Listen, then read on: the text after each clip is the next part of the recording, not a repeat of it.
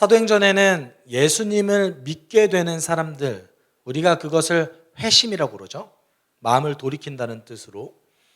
이전에는 예수님이 그 어떤 가치도 없다가 예수님에 대한 복음을 듣고 그 가치로 살아가는 것이 우리는 회심이라고 합니다. 이렇게 회심한 사람들에 대한 이야기가 사도행전에 등장하는데, 그 중에서 가장 특별한 사람이 누구냐라고 했을 때 단연코 사울이라고 말할 수 있을 겁니다. 근데 왜 사울이 특별할까요? 사울은 전도받지 않았기 때문에 특별합니다. 사울은 부활 승천하신 예수 그리스도에게 직접 복음을 들었던 사람이에요. 여러분, 이래서 사울이 사도가 되는 거예요. 나중에 예수님의 12 제자가 아니었음에도 불구하고 사도가 될 수 있었던 이유는 사울만이 유일하게 예수님께 직접 복음을 들었고 예수님께 직접 계시를 받았던 유일한 사람입니다. 그렇기 때문에 오늘 본문 속에서 이야기하는 이 사울의 회심은 우리 가운데 적용하기는 쉽지 않습니다. 혹시 기도하실 건가요? 예수님 보게 해달라고? 예수님 보여주세요. 좀 봤으면 좋겠습니다. 제가 그럼 믿을게요. 보고 싶죠. 그러나 우리 삶 가운데 적용하기는 쉽지 않아요. 근데 우리가 사울의 회심을 통해서 우리가 좀 착각하는 것들이 있는데, 너무나 기적적인 일이 일어나고 예수께서 직접 나타나셨기 때문에 우리가 보통 강조하는 어떤 그 사람과 사람 간의, 공동체와 사람 간의 인격적인 만남이 없을 것이라고 착각하는 것이 있습니다. 근데 오늘 본문을 자세히 살펴보면 예수님은 인격적으로 그에게 다가가셨습니다. 그렇게 강제적으로 다가가지 않으셨어요. 물론 강제적인 측면이 없잖아 있죠. 왜냐하면 사도로 부르셨기 때문에. 아니, 이 정도 사람이 회심하려면 그렇게 하셔야 되지 않겠어요? 그런데 그럼에도 불구하고 오늘 본문은 예수 그리스도께서 얼마나 인격적으로 사울에게 다가가셨는지를 보여주십니다. 우리는 하나님의 존재에 대해서, 예수님의 존재에 대해서 착각할 때가 많아요. 하나님 우리를 얼마나 기다리시는 분인지에 대해서 착각할 때가 많다라는 것이죠. 오늘 본문을 보면 사울 같은 사람이면 그냥 징계를 확 내려서 바로 믿게 하실 것 같은데 그러지 않으셨다라는 거예요. 근데 그거를 통해서 우리 그 회심이 도대체 어떻게 일어나는 건가? 그리고 우리는 도대체 이것을 통해서 어떻게 우리 삶에 적용할 수 있을까를 좀 살펴봤으면 좋겠어요. 빌립의 이야기가 완전히 끝나고 이제 새로운 주인공이 등장했습니다. 그 사람은 바로 사울이라는 사람이죠. 이 사울이라는 사람은 이전에도 등장했죠. 사도행전 7장 8장의 초반 부분에 이렇게 등장했는데, 사도행전에 보면은 사울이 처음 등장했을 때 그 장소가 어디였죠? 스데반이 죽는 장소였습니다. 그리고 스데반의 죽음을 확인하자 사울은 오히려 스데반이 이제 죽으면 대체 화가 누그러들으면 되잖아요. 보통은 그러지 않겠습니까?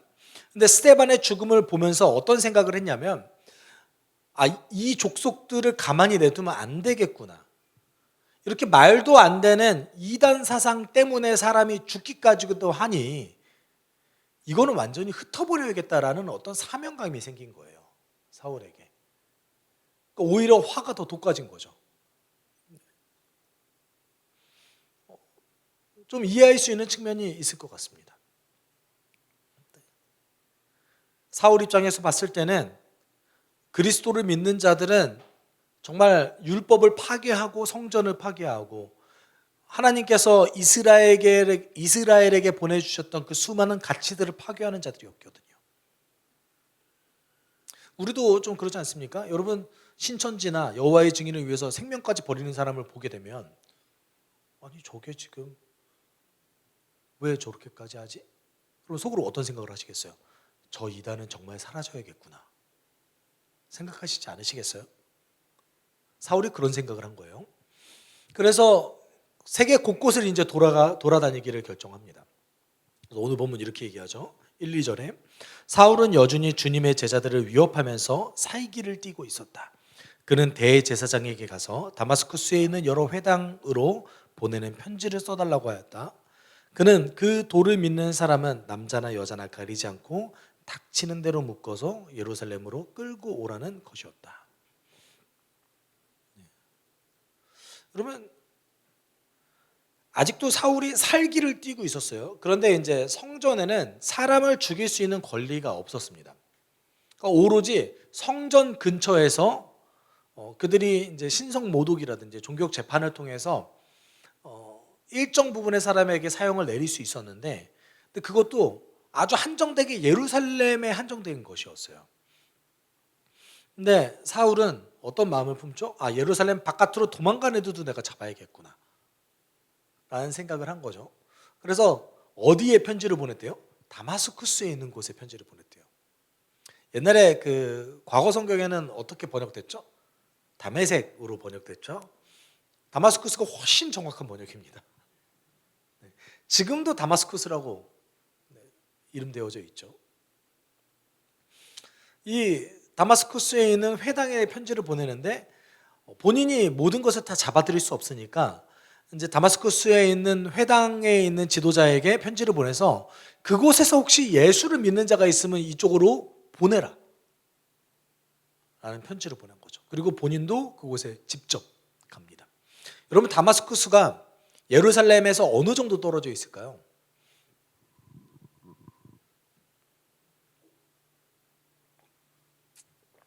당연히 모르시는 게 당연합니다. 그런데 217km 정도 떨어져 있어요. 별로 안 되죠? 네. 네, 200km 그러면 지금 한 2시간 반, 3시간 운전하면 되겠구나 라고 생각하겠지만, 여러분 걸어서 가봐요. 한 대구쯤 되나요? 네. 여기서 대구까지 걸어간다고 생각하면 힘들죠. 사울은 굳이 거기까지 가서 예수 믿는 사람들을 끌고 오려고 노력하는 거예요. 그리고 본인이 편지를 보냈잖아요. 편지를 보냈는데도 불구하고 본인이 감독하러 가기까지 하는 거죠. 다마스쿠스가 어떤 도시였냐면, 지금도 다마스쿠스가 좀 큰 도시인데 이집트와 메소포타미아의 중간에 있어서 중간 기착지 역할을 했던 곳이었습니다. 그래서 상업 중심 도시였어요. 그 유대인들이 과거에도 상업에 종사하는 사람이 많았는데 당연히 다마스쿠스에 유대인들이 많이 살았습니다. 요세푸스의 기록에 보면 이 다마스쿠스에서 대략 한 10,000명 정도의 사람이 유대인의 그 반란에 참여하기 위해서 왔다라는 기록이 있어요. 그러면 적어도 다마스쿠스에 사는 사람이 10,000명 이상이었다. 유대인들만. 생각해보면 당시에 다마스쿠스가 얼마나 큰 도시인지 알 수 있는 거예요. 지금이야 10,000명 얼마 안 되지라고 생각하는데, 그때 몇만 명이 넘어가면요 굉장한 대도시였습니다. 굉장한 대도시였던 거예요. 뭐 상하수도가 있어요, 뭐가 있어요. 그렇죠? 그래서 몇만 명이 그렇게 비위생적인 환경에서 모여 산다고 좀 생각해 보십시오. 지금의 우리가 생각하는 도시와 그때 생각하는 도시의 생활은 달랐던 거예요. 역병이 1, 2년에 한 번씩 돌아요. 그리고 그 도시 안에서 부자들은요 무조건 별장이 있습니다. 왜냐하면 역병이 돌았다는 소식 들으면 어떻게 해야 돼요? 바로 도망가야 돼요. 어찌되었건 그런 상황 속에서 사울은 다마스쿠스를 가죠. 그러면 우리는 좀 고민해 볼 필요성이 있죠. 도대체 사울이 왜 이렇게까지 하는 거죠? 아니, 여러분 생각해 보십시오. 어쨌든 같은 동족이잖아요. 왜 이렇게까지 찾아다니면서 이런 짓거리를 하는 거죠? 이것을 우리가 나중에 그 사울이 이름을 바꾸죠. 바울이라는 이름으로 바꾸죠. 이 사울이 자신의 과거의 삶, 예수님은 믿기 전에 자신의 삶에 대해서 기록한 것을 보면 좀 힌트를 얻을 수 있습니다. 왜 그렇게까지 했을까? 이 사람은 도대체 직업도 없는 것인가? 먹고 살기 바쁜 이 세상 속에서, 그것도 고대 사회 속에서 왜 이렇게까지 찾아다니면서 예수 믿는 사람을 죽이려고까지 하는 건가? 아니 심지어 우리 8장에 보면 남녀노소 상관없이 그렇게 했다라고 얘기하잖아요. 이 사람 도대체 동정심도 없는 건가? 어떻게 사람이 인성이 이렇게 삐뚤어지면 이럴 수 있는 건가라고 생각할 수 있어요. 근데 빌립보서 3장 5절 6절을 보면 이유를 조금 찾을 수 있습니다.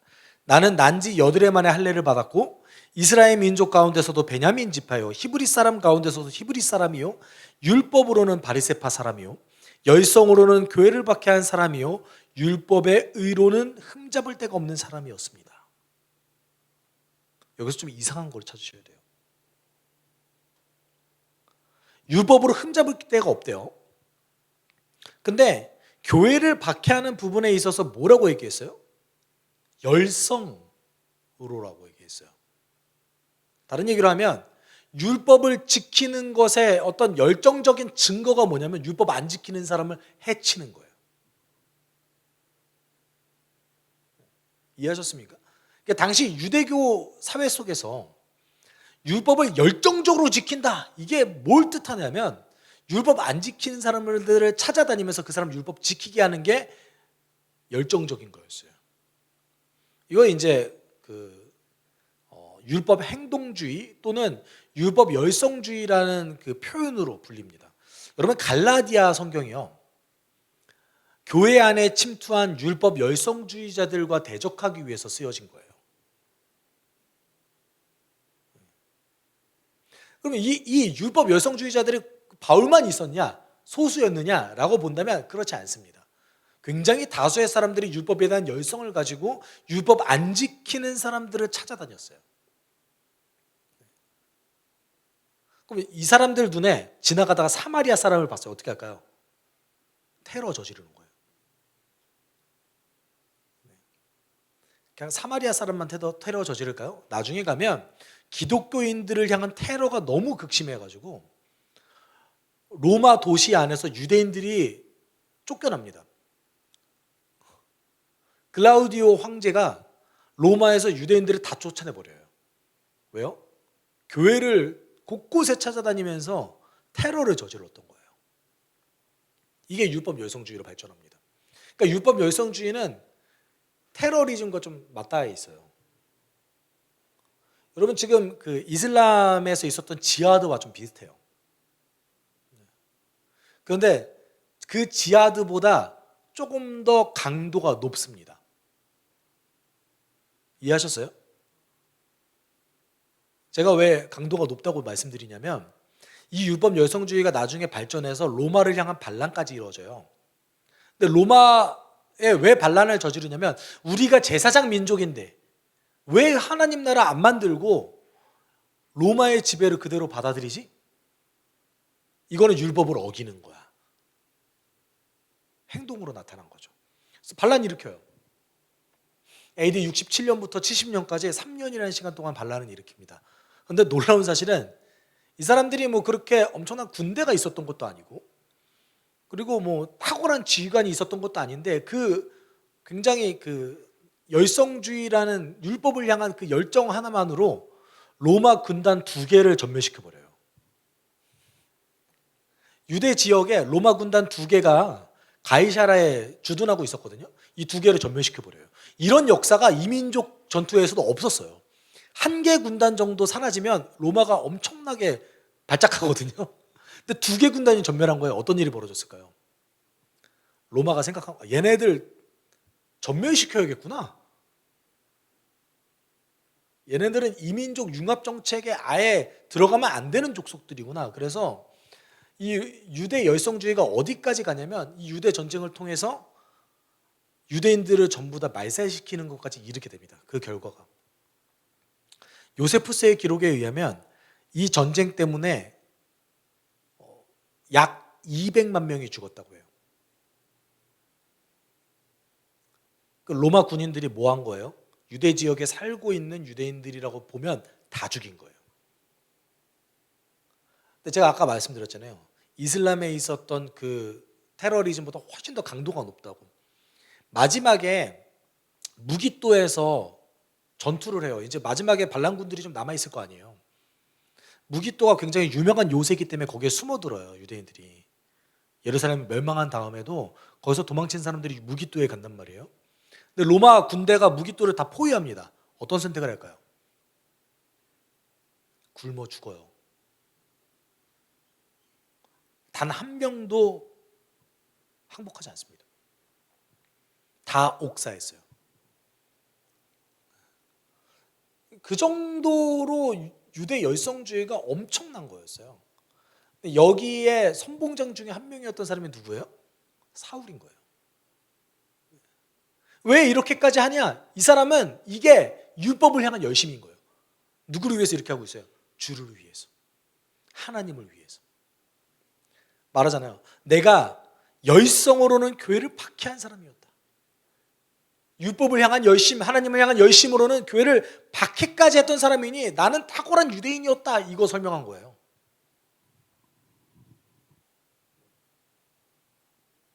마치 그 유대 열성주의자들은 어떤 의미에서는 독립운동가랑 좀 비슷해요. 여러분 그 사복음서에 등장하는 열심당원 있죠? 그런 사람들과 비슷한 사람들입니다. 열심당원이 반드시 유대 열성주의자냐 이렇게 얘기할 수는 없지만 대체적으로 열심당원 가운데서는 유대 열심주의자들이 대다수였습니다. 이런 사울이 이제는 그리스도인들을 박해하러 가던 거였죠. 그때 어떤 일이 벌어졌습니까? 갑자기 환한 빛이 일어나고 눈이 안 보이게 됐어요. 그리고 음성이 들렸죠. 그는 땅에 엎어졌다. 그리고 그는 사울아 사울아 왜 내가 왜 나를 핍박하느냐 하는 음성을 들었다. 그래서 그가 주님 누구십니까 하고 물으니 나는 내가 핍박하는 예수다 라는 음성을 들었습니다. 그러면 사울이 갑자기 음성을 들었어요. 무섭겠죠? 환한 빛도 보고 음성도 들었어요. 여러분 같으면 어떠실 것 같으세요? 이럴 것 같아요? 사단아 물러가라! 이럴 것 같으세요? 그렇지 않잖아요. 무섭잖아요. 굉장히 무서우니까 사울이 주님이라고 얘기하는데 여기서 주님은 어떤 신적 존재를 향한 존중과 존경을 담아서 얘기하는 거죠. 주님 누구십니까? 갑자기 왜 저한테 나타나셔 내가 나를 핍박하느냐라고 물으십니까?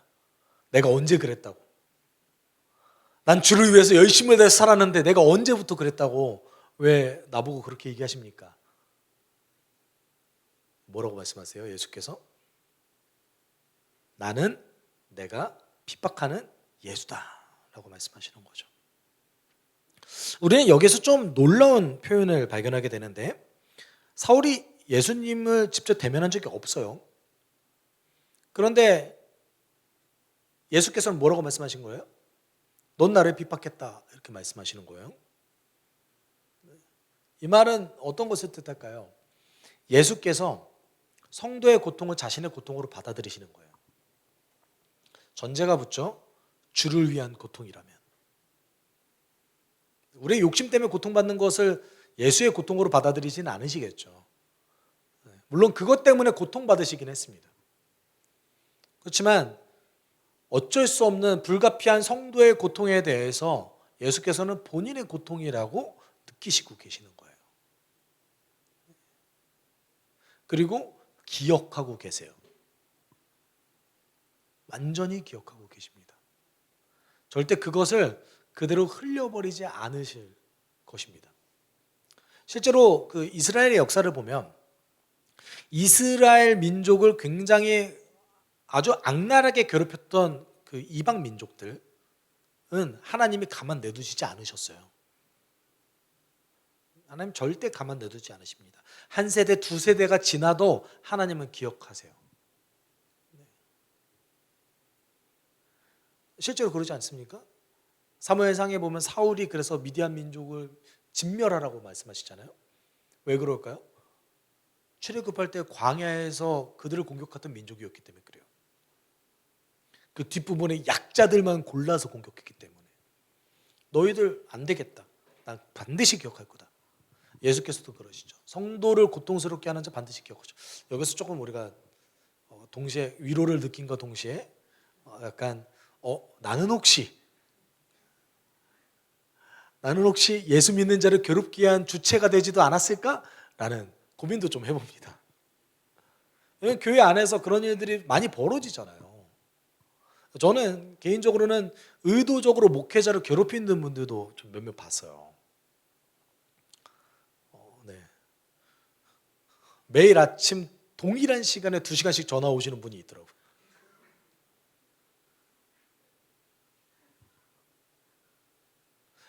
네. 그래서 야, 우리 담임 목사님은 저걸 어떻게 다 받아주지? 라고 저는 개인적으로 생각을 다 했었습니다.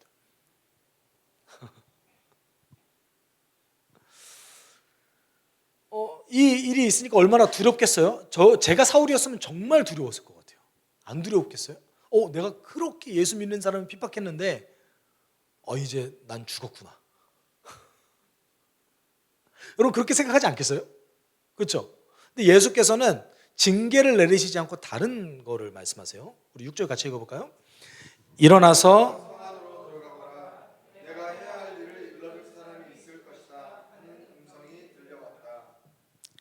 그냥 아무 말도 안 하시고 이렇게만 말씀하셔요. 대뜸 일어나서 성 안으로 들어가라. 내가 해야 할 일을 알려줄 사람이 있을 것이다. 네, 여러분 우리는 여기서 제가 착각하는 것이 우리가 있다고 그랬잖아요. 사울이 예수님을 만나자마자 환상 중에 예수님을 만나자마자 바로 회심한 게 아닙니다.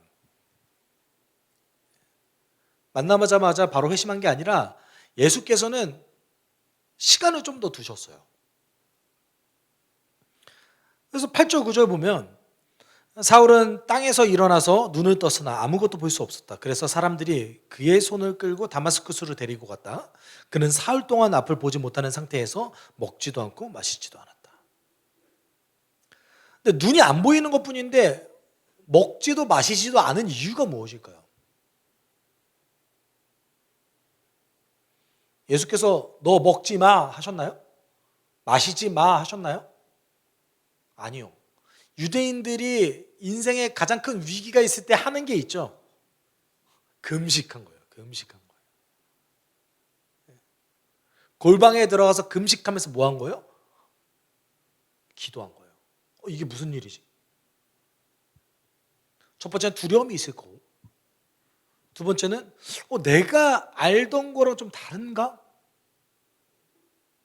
예수라는 존재가 사기꾼이 아니었나? 라는 생각을 하기 시작한 거죠. 그때 예수께서 다마스쿠스에 있는 아나니아라는 제자를 부르십니다. 아나니아라는 제자가 후에 보면은 이 사람이 헬라파 유대인이라고 사도행전에서 얘기하고 있어요. 지금은 얘기하고 있지 않지만. 그렇다면 아마도 예루살렘에서 핍박을 피해서 도망갔던 사람 중에 한 명일 수도 있습니다. 그럴 확률이 높아 보이는데 이 아나니아라는 사람에게 예수께서 오셔서 예수께서 환상 중에 말씀하세요. 야, 너 이렇게 얘기하죠. 주님께서 아나니아에게 말씀하셨다. 일어나서 고든 길이라 부르는 거리로 가서 유다의 집에서 사울이라는 5사람을 찾아라. 그는 지금 기도하고 있다. 그는 환상 속에 아나니아라는 사람이 들어와서 자기에게 손을 얹어 시력을 회복시켜 주는 것을 보았다. 심지어 사울이 환상을 한 번 더 봤대요. 어떤 환상을 봤대요? 아나니아가 본인에게 와서 안수했을 때 자신의 시력이 돌아오는 환상을 보게 된 거예요. 지금도 사실 여러분 그 다마스쿠스에 가면 고등길이라는 곳이 있어요. 정말 고등길인지 아닌지는 근데 아마 맞을 겁니다. 왜냐면 다마스쿠스가 굉장히 오래된 고대 도시고 그 구시가지가 아직도 그대로 구시가지로 남아있는 경우가 많거든요. 물론 2000년 전의 건물은 아니겠죠. 계속해서 업데이트가 됐겠지만 이 고등길이 아직 있습니다. 기회가 되면 소아시아 쪽으로 저희 교인들이 함께 여행 가면 좋겠어요. 갔다 오신 분들 말씀 들어보니까 예루살렘보다 소아시아가 낫대요. 저는 예루살렘을 다녀왔는데 힘들어요. 요새 이스라엘 가기 힘들잖아요. 그렇죠? 지금 갈 수는 없죠. 네. 앞으로도 갈 수 있을려나? 그 유다 사람 집에 있는 사울에게 가라고 했는데 여러분 아나니아가 이 말을 듣고 어떻게 생각했을까요? 네? 제가요? 여러분 안 그러겠어요? 제가요? 굳이 걔한테요? 따지잖아요. 보세요. 아나니아가 대답하였다. 주님, 그가 예루살렘에서 주님의 성도들에게 얼마나 해를 끼쳤는지를 나는 말하는 사람들에게서 들었습니다. 여러분 아나니아가 사울이라는 말을 듣자마자 아마 경기를 일으켰을 거예요. 저 사람에게 가라고요, 제가? 여러분 이 말씀을 곡해해서 해석하지 마십시오. 지금 이 말씀을 잘못 해석해서 그럼 하나님 나도 원수에게 가야겠구나 환상 보시면 가세요.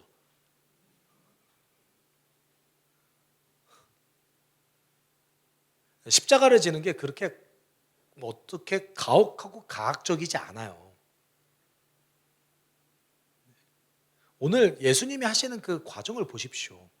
제가 예수님이었으면 저였으면 사울 가만히 안 냅둬요. 죽도록 고생하게 시킨 다음에 예수 믿게 해요. 저였으면. 쓰긴 써야 되니까. 아직 제가 성화가 덜 돼서. 예수님이 하시는 과정을 보시라고요.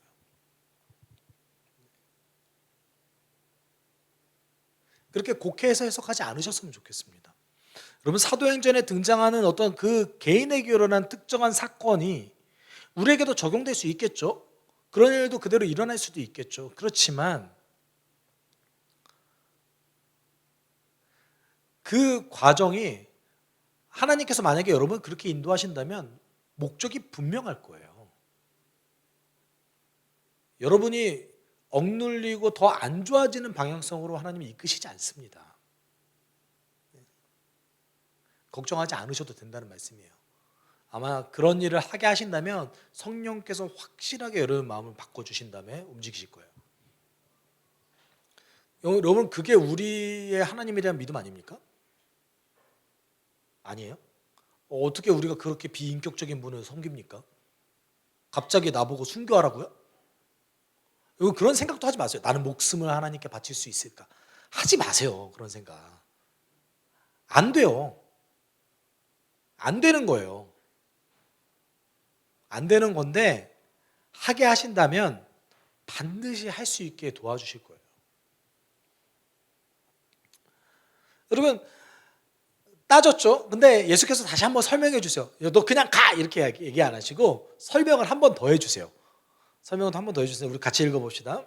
주님께서 그에게 말씀하셨다. 가거라. 그는 내 이름을 이방 사람들과 이스라엘 자손들 앞에 가지고 갈 내가 택한 내 그릇이다.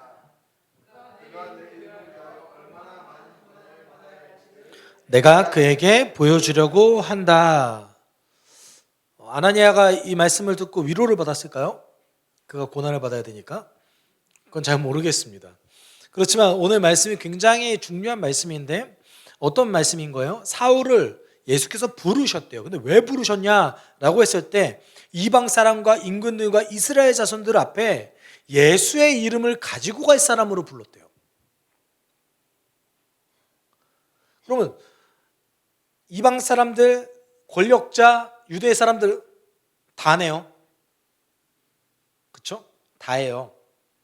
그러니까 모든 사람에게 예수의 이름을 가져갈 사람으로 사울을 부르셨는데 그 중에 가장 중요한 사람들이 누구예요? 이방 사람들인 거예요. 그러니까 첫 번째 쓴 거죠. 이방 사람들을 향해서 주의 이름을 데리고 가기 위해서 부르셨대요. 그리고 그가 그것 때문에 어떤 일을 당한대요? 얼마나 고난을 당해야 할지 내가 그에게 보여줄 것이다. 실제로 그 사도 바울이 자신이 얼마나 고생했는지에 대해서 얘기하는데 뭐라고 얘기해요? 내가 다른 사도들보다 더 부득불 고생함은 이런 얘기로 해요. 그리고 고생한 거를 쭉 나열하죠. 그렇죠. 근데 신학생들이 이렇게 읽다가 이러면 주의를 해야 되나? 네. 저희들끼리는 이렇게 성경 갖다가 좀 장난을 많이 치거든요. 그러면 안 되나? 제가 이제 싱글인 신학생 만나면 와 바울이 말씀한 9가지 은사 다 받고 독신까지 받아라 이런 얘기도 하고 그러거든요. 여러분 바울이 정말 고생을 많이 했어요. 아주 고생을 많이 했죠. 근데 아직 바울은 이 사울이라는 사람은 예수님을 정말 믿느냐 회심을 반드시 정말 했느냐라는 것이 아직까지는 좀 불분명해요. 근데 여러분 아나니아가 이 말을 듣고 나서 15절 16절에서 예수께서 하신 말씀을 듣고 나서 순종합니다. 순종해서 사울에게 건넸던 첫 마디가 충격적이에요.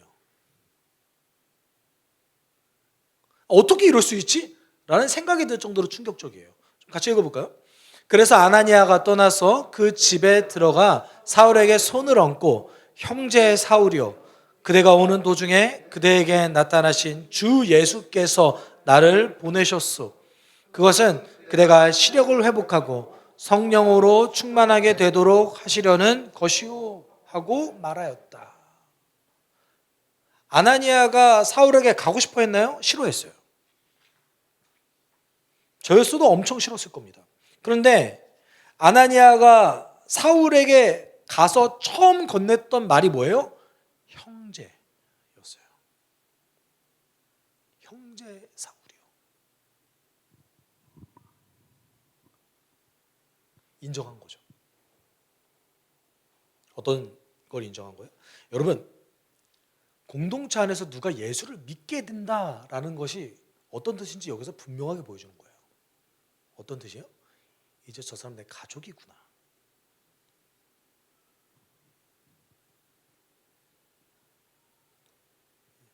이제 저 사람이 우리 공동체에 들어오게 되었으니 내 가족이구나.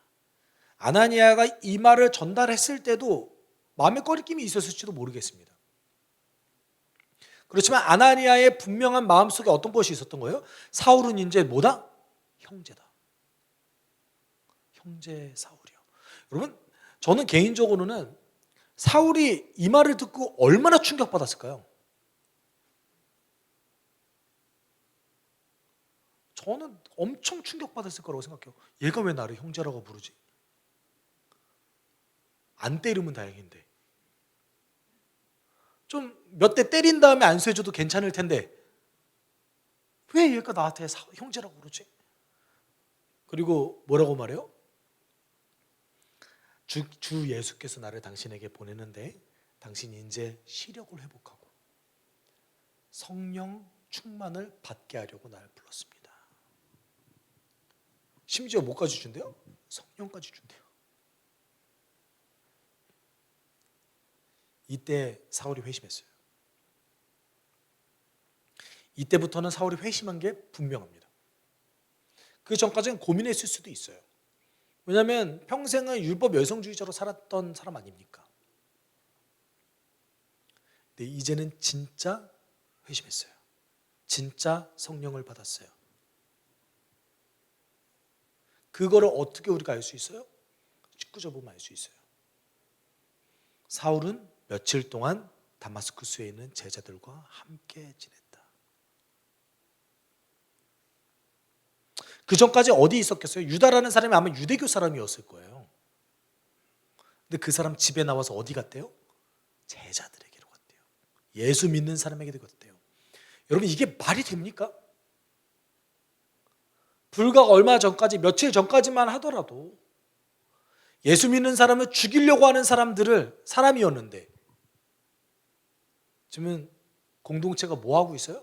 그 사람을 공동체의 일원으로서 형제로서 받아들였어요. 그리고 사울이 그 제자들과 함께 거했던 거죠. 저는 사울이 엄청난 충격을 받았을 거라고 생각합니다. 왜 충격을 받았겠어요? 이 사람들 뭐지? 어떻게 이럴 수 있지? 어떻게 이럴 수 있습니까? 어떻게 가능한 거죠? 예수가 하신 것을 받아들인 자들이니까 가능한 거예요. 예수의 사랑을 받아들였기 때문에 가능한 거예요. 여러분, 오늘 본문 속에서 보면은 예수께서 사울이라는 한 사람을 회심시키기 위해서 두 가지 방법을 다 쓰셨어요. 예수님도 기다려 주셨죠. 예수님도 즉각적으로 징계하지 않으셨어요. 시간을 주셨어요. 인격적으로 다가가셨다고요. 동시에 어떤 걸 같이 주셨어요? 인격과 인격의 만남. 예수의 사랑을 받은 자들이, 예수의 사랑을 인정한 자들이 어떤 자들인가, 그 형제가 무엇인가, 공동체가 무엇인가를 보게 하셨다고요. 누구에게요? 사울에게요. 이 과정을 다 경험한 겁니다. 여러분, 본문은 누구보다 열심을 가지고 교회를 박해한 사울이 예수를 믿게 되는 과정을 전하고 있습니다. 근데 사울이 교회를 박해하는 것이 뭐 때문이었죠? 주를 위한 것이었죠. 하나님을 위한 것이었어요. 근데 예수께서는 그 사울의 마음속에 있는 어떤 다른 것을 끄집어내셨어요. 그것이 무엇이었냐면 그것이 하나님을 위한 것이 아니었다라는 것이죠. 그럼 그것이 무엇입니까? 성경은 그것을 우상이라고 부릅니다.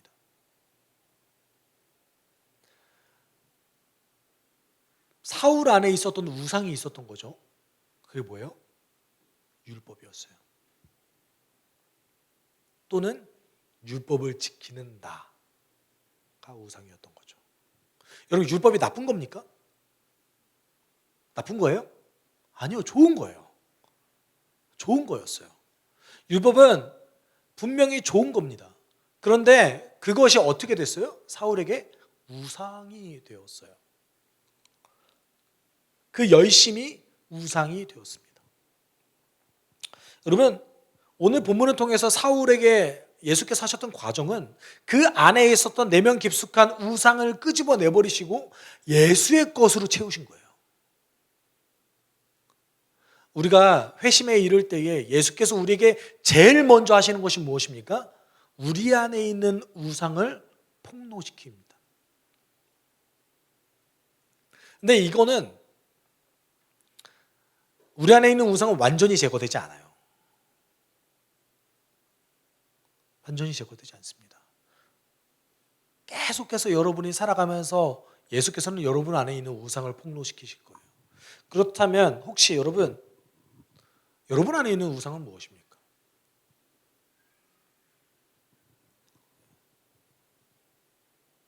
예수께서 어떻게 하시냐면 이것이 없으면 난 살 수 없어 라는 것을 어떻게 바꾸세요? 아, 그거 없어도 살 수 있어 로 바꾸십니다. 대부분은 우리 가운데 보이는 것들이 우상이 되죠. 때로는 가족이 되기도 합니다. 그리고 돈이 되기도 하죠.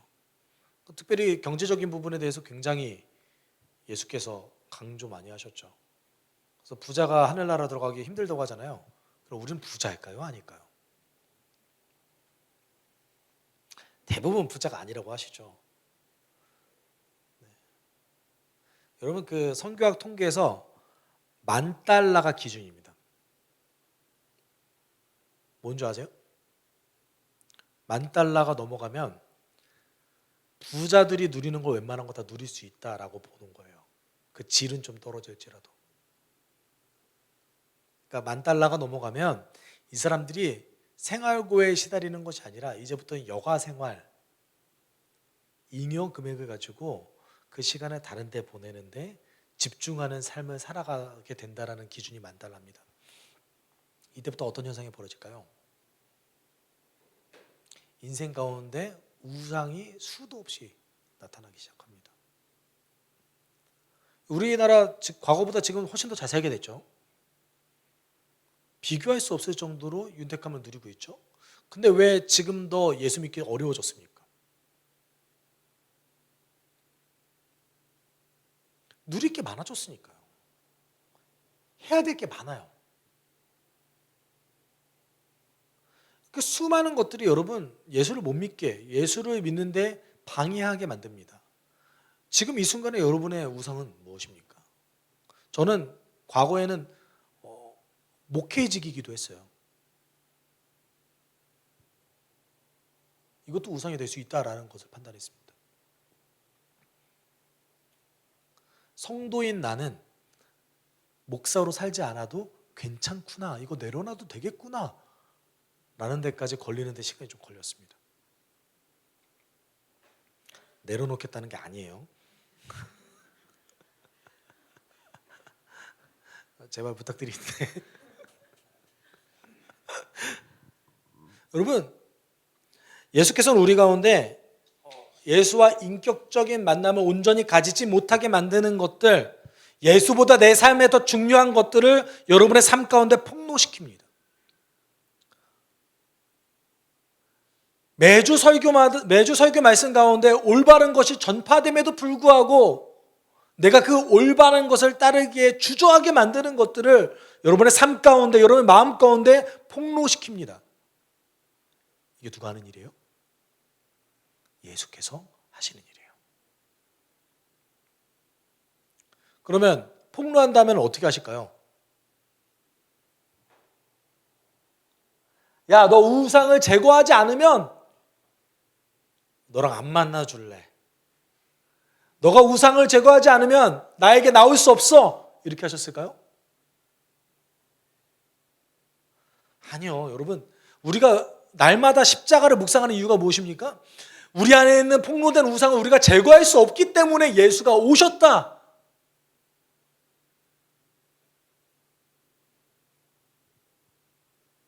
우리 가운데 폭로된 그 우상을 내가 제거할 수 없기 때문에, 내 스스로 그것을 포기할 수 없기 때문에 누가 오셨다?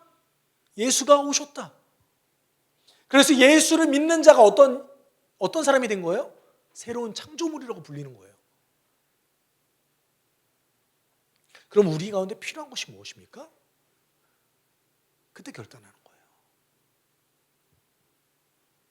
하나님, 내 마음 가운데 있는 우상을 제가 이제 알았습니다.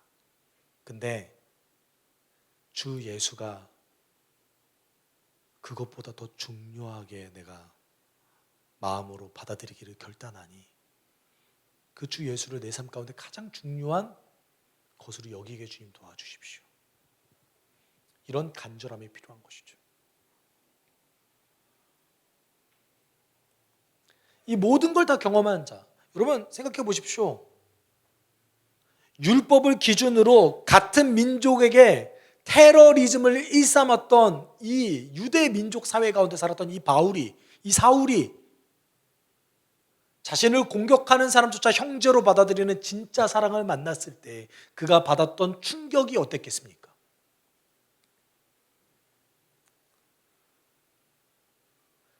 그래서 사울이 나중에 그것에 대해서 얘기하죠.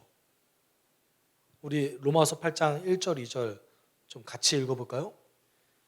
그러므로 그리스도 예수 안에 있는 사람들은 정죄를 받지 않습니다. 그것은 그리스도 예수 안에서 생명을 누리게 하는 성령의 법이 당신을 죄와 죽음의 법에서 해방하여 주었기 때문입니다. 사울이 평생 뭐 했어요? 율법을 기준으로 야, 너는 잘했고 너는 못했어. 이거 평생 했던 사람이 예수를 만나서 어떻게 됐어요? 아, 그게 나를 죽음으로 이끌고 사망으로 이끄는 법이었구나. 예수는 나를 율법을 기준으로 평가절하하지 않으시는구나. 예수는 나를 율법을 기준으로 죽이시려고 하지 않는구나. 이걸 깨닫게 된 거예요. 여러분, 우리는 지금도 이 죄와 사망의 법을 벗어나기 쉽지 않습니다. 뭘 해야 될 거라고 계속 생각하고 그것을 안 하면 내가 온전히 예수를 못 따르는 것이라고 착각할 때도 많습니다. 근데 오늘 사도 바울이 우리에게 이렇게 선언하죠. 그리스도 예수 안에 있는 사람들은 정죄를 받지 않습니다. 예수 안에 누리는 이 성령의 법, 생명의 법은 우리를 억압에서 자유하게 합니다. 내가 정말 집착하고 필요하다고 느꼈던 것들이 이제 예수 안에서 그렇지 않아도 되겠구나, 그것이 없어도 내가 살 수 있겠구나라는 것을 보여줍니다. 여러분, 그게 구원이에요.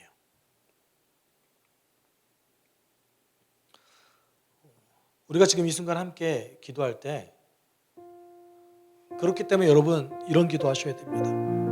당신 안에서 폭로된 그 우상을 내 마음 가운데서 제거시켜 주십시오. 거기에서 멀어지길 원합니다. 당신의 능력으로, 나는 할 수 없지만 당신의 능력으로 내가 집착하는 것들, 내가 너무나 좋아해서 예수보다 더 좋게 여겼던 것들, 그것이 이제 우상으로 내 마음속에 자리매김하지 않게 주님 도와주십시오. 내 삶의 가장 중요한 것이 예수가 되길 주님 원합니다. 자유함을 주십시오. 나를 인도해 주십시오. 당신과 연합하며 살아가길 원합니다. 여러분, 지금 이 순간에 우리가 함께 이렇게 기도하도록 하겠습니다. 사랑 많으신 하나님 아버지, 우리를 인도해 주심에 감사를 드립니다. 지금 이 순간에도 내가 당신께 나아가오니 하나님, 지금 이 순간에도 나를 억누르고 억압하는 그 우상의 손길에서 내가 벗어날 수 있게 주님 도와주십시오. 하나님, 사도 바울이 당신 가운데 있는 그 은혜를 발견하게 됐을 때 그의 삶이 거짓이었고 그의 삶이 주를 위한 삶이 아니라는 것을 깨닫게 되었습니다. 하나님, 좋은 것이었지만 그 좋은 것도 우상이 될 수 있다는 것을 우리는 사울이라는 사람을 통해서 알게 됩니다. 당신이 얼마나 인격적으로 만나주시고 얼마나 인격적으로 나는지 알게 됩니다. 우리 삶 가운데 예수를 믿기에 가장 크게 방해하는 것들, 그 폭로된 우상들을 하나님 예수의 이름으로 제거할 수 있게 주님 도와주십시오. 내가 예수보다 돈을 더 사랑했다면, 내가 예수보다 즐거움을 더 사랑했다면, 내가 예수보다 내 가족을 더 즐겁게 여겼다면, 가족과 보내는 시간이 예수와 보내는 시간보다 더 귀중히 여겼다면, 지금 이 순간에 나를 인도해 주십시오. 지금 이 순간에 나를 새롭게 해주십시오. 그것이 우상이었다라고 우리가 판단하며 나아갈 수 있게 주님 도와주십시오. 하나님, 우리는 무엇을 위해 살아갑니까? 예수를 위해 살아갈 때 그것을 가장 크게 방해하는 것들은 무엇입니까? 하나님, 건강에 대한 걱정입니까? 하나님, 돈에 대한 것들입니까? 가족입니까? 내 시간입니까? 내 즐거움입니까? 내 마음 가운데서 그것들을 깨뜨려버릴 수 있게 주님 도와주십시오. 성령의 능력으로 그것이 깨어지게 주님 도와주십시오. 제거되게 도와주십시오. 지금 이 순간 한 걸음 더 나아가서 내 폭로된 우상을 제거할 수 있는 내가 되길 원합니다. 주님 인도해 주십시오. 주님 함께해 주십시오.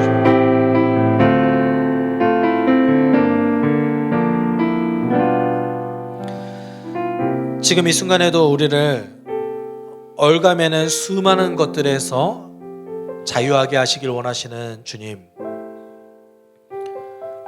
예수보다 더 중요하게 여겼던 수많은 것들을 우리는 알고 있습니다.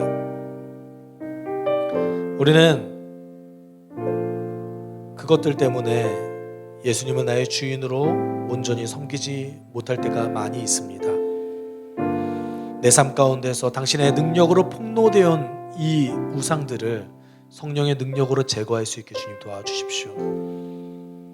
내가 그리하여서 더 깊은 데로 나아갈 수 있게, 더 예수님을 나의 주인으로 섬겨서 하루를 살아갈 수 있게, 그 가치로 살아갈 수 있게 주님 도와주십시오. 우리는 평생 이 우상과 싸워야 하지만 당신이 우리와 함께 하신다면 할 수 있을 거라 믿습니다. 우리를 새로운 창조물로 부르신 그 당신의 능력과 당신의 그 은혜에 우리가 기뻐하며 감사할 수 있는 한 주간의 삶을 살 수 있게 주님 도와주십시오. 감사하며 예수 그리스도의 이름으로 기도드립니다. 아멘. 주 예수 그리스도의 은혜와 하나님의 사랑과 성령의 교통하심이 우상을 버리고 예수 그리스도 중심으로 살아가길 소망하는 숲속교회 성도들에게 함께 있을지어다. 아멘.